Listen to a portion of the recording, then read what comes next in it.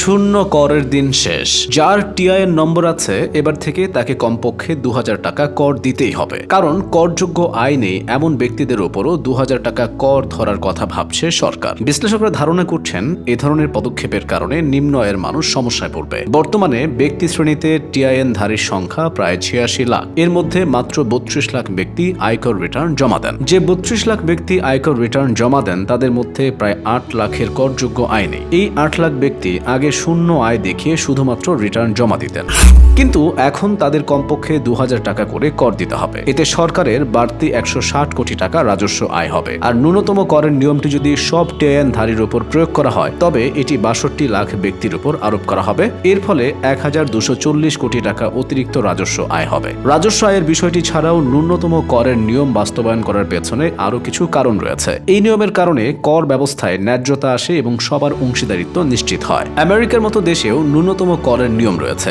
আমেরিকায় ন্যূনতম করের বিষয়টি অল্টারনেটিভ মিনিমাম ট্যাক্স বা এএমটি নামে পরিচিত। তবে ভারতে কোনো ন্যূনতম করের নিয়ম নেই। আয়করের এসব নিয়মগুলো এসেছে ইংরেজদের কাছ থেকে। ১৮৫৭ সালের সিপাহী বিপ্লবের পর ভারতীয় উপমহাদেশে ইংরেজদের কোষাগারে প্রচণ্ড অর্থ সংকট দেখা দেয়। রাষ্ট্রীয় খরচ মেটানো দায় হয়ে পড়ে। এমন প্রেক্ষাপটে ১৮৬০ সালে এই উপমহাদেশে প্রথম আয়করের যাত্রা শুরু হয়। ভারতের প্রথম ফাইন্যান্স মেম্বার জেমস উইলসন তখন আইনসভায় আয়কর বিল উত্থাপন করেন। পরে তা আইনসভায় পাশ করেন ইংরেজ শাসকেরা। ওই আয়কর আইনে ২০০ টাকা পর্যন্ত বার্ষিক আয় করমুক্ত ছিল। তখন ২০০ থেকে ৪৯৯ টাকা পর্যন্ত আয়ের উপর ২% হারে কর দিতে হতো, আর ৪৯৯ টাকার বেশি আয়ের উপর ৫% হারে কর দিতে হতো। তবে কৃষি খাতের আয় ৬০০ টাকা পর্যন্ত করমুক্ত ছিল। ১৮৬৫ সাল পর্যন্ত মোট ৫ বছর এই আইনটি বলবৎ ছিল। এই সময়ে আয়কর আইনটি নিয়ে জনগণ ব্যাপক সমালোচনা করে। সরকারও উপলব্ধি করে সিপাহী বিপ্লবের পরের যে আর্থিক সমস্যা ছিল এর প্রায় সমাধান হয়ে গেছে, তাই আয়কর আইনটির আর প্রয়োজন নেই। পরের ২ বছরের জন্য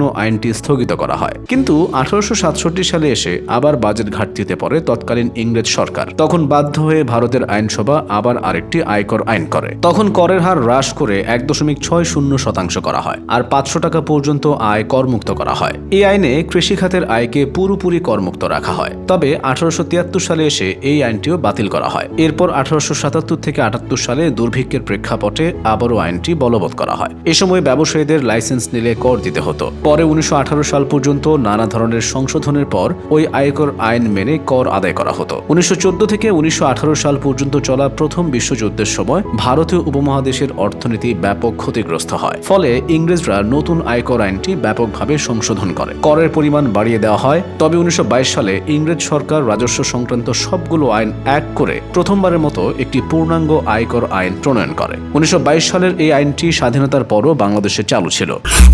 স্বাধীনতার পর রাষ্ট্রপতির এক আদেশে সরকার জাতীয় রাজস্ব বোর্ড তথা এনবিআর গঠন করে। তবে সময়ের পরিক্রমায় ওই আইনটি জটিল ও দুর্বোধ্য হয়ে পড়ে। তাই দীর্ঘদিন ধরেই এই আইনটি পরিবর্তনের তাগিদ অনুভূত হচ্ছিল। এরশাদ সরকারের আমলে ১৯৮৪ সালের জুলাই মাসে নতুন আয়কর অধ্যাদেশ জারি করা হয়। সেটিও নানা পরিবর্তনের কারণে জটিল হয়ে গেছে। তাই সরকার আবারও নতুন নতুন নিয়ম এনেছে। তেমনই একটি নিয়ম হলো ন্যূনতম কর ২০০০ টাকা করে বেঁধে দেওয়া। এভাবেই বিভিন্ন সময়ে আয়করের নিয়মে পরিবর্তন এসেছে। এসব নিয়ম কখনো করদাতাদের পক্ষে গেছে, কখনো গেছে বিপক্ষে। সব মিলিয়ে আয়কর ব্যবস্থা বেশ পুরনো এবং ঘোলাটে।